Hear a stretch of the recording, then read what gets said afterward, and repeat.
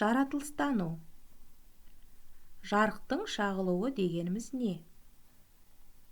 Көлеңке қалай пайда болады? Оқу мақсаты: денелердің жарықты шағылыстыру қасиетін түсіндіру, көлеңкенің пайда болу себептері мен ерекшеліктерін түсіндіру.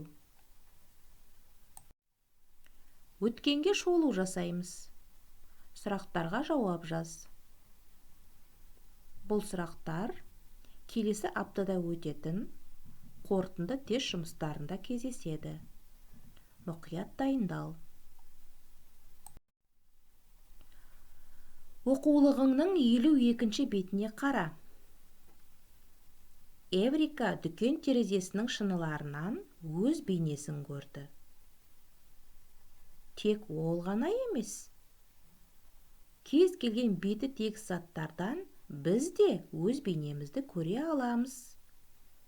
Мысалы, жылтырақ шкафтардан, немесе сөрелерден өз бейнеңді көрген күндер болды ма? Мысалы, суға толып тұрған шелекке үстінен қара.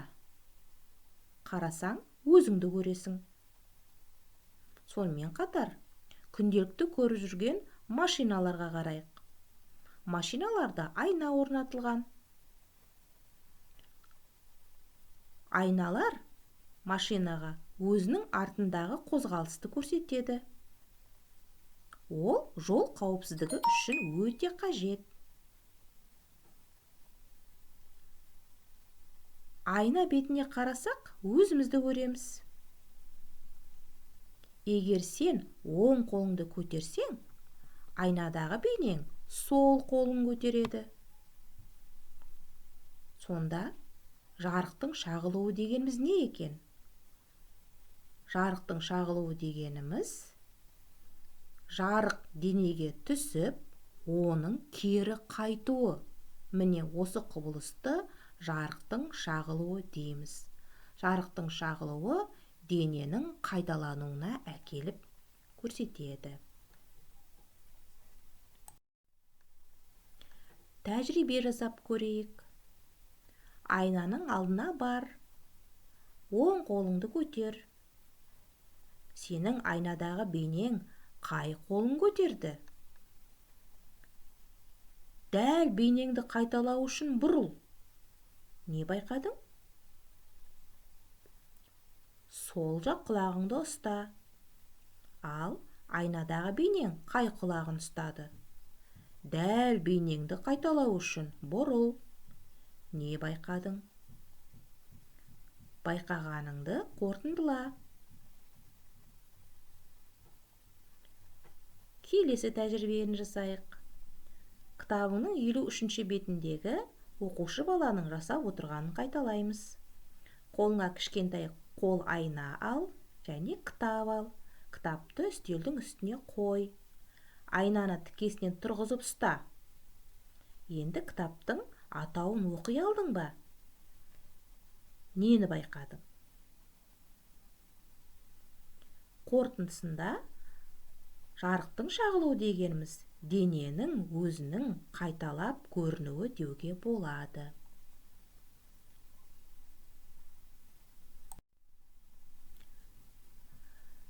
Көлеңке туралы айтайық. Көлеңке заттың пішінін қайталайды. Көлеңке дегеніміз жарық түскенде заттың қасында пайда болатын қара дақ. Егер жарық болмаса, көлеңке пайда болмайды. Ал неге көлеңке пайда болады? Егер дене мөлдір емес болса, мысалы біз адамдар мөлдір емеспіз ғой. Бізге жарық түскенде біздің қасымызда көлеңке пайда болады. Көлеңке біздің пішінімізді қайталап тұрады. Сонымен көлеңке қалай пайда болады? Жарық түзу бойымен қозғалады, ол денеге барып шағылысады.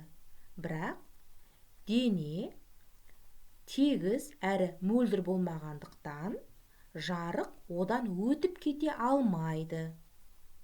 Өтіп кете алмаған жарықтан соң дененің қасында қара дақ пайда болады. Міне осыны көлеңке деп айтады. Қараңғы бөлмеге кірсек, көлеңкемізді таба алмай қаламыз. Өйткені қараңғы бөлмеде жарық жоқ. Сондықтан да көлеңке де ол жерде болмайды.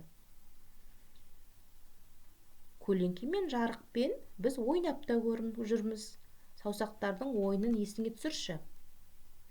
Есіңе түспесе, 56-шы бетті қара.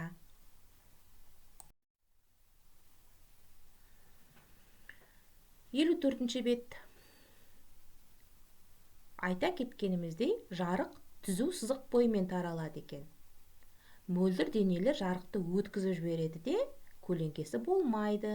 Мысалы, терезенің әйнегі жарықты өткізіп жібереді ғой. Ал енді мөлдір емес денелерге жарық түсіргенде олардың қасында қара дақ пайда болады. Демек, жарық мөлдір емес денелерден өте алмай қалады екен. Мысалы, өзімізді алайық. Біз мөлдір емеспіз ғой. Сен де мөлдір емессің, сондықтан сенің қасыңда көлеңке пайда болады. Бір тәжірибе жасап көрейік. Сенде доп бар ма? Әрине бар шығар. Допты қасыңа алып кел. Доптан жарық өте ала ма? Деген сұраққа жауап беріп көрейік. Допты ал, жерге қой. Нені көрдің? Доптың қасында қара дақ пайда болды ма? Жоқ па? Неге пайда болды деп ойлайсың? Қорытынды ойыңды жаз.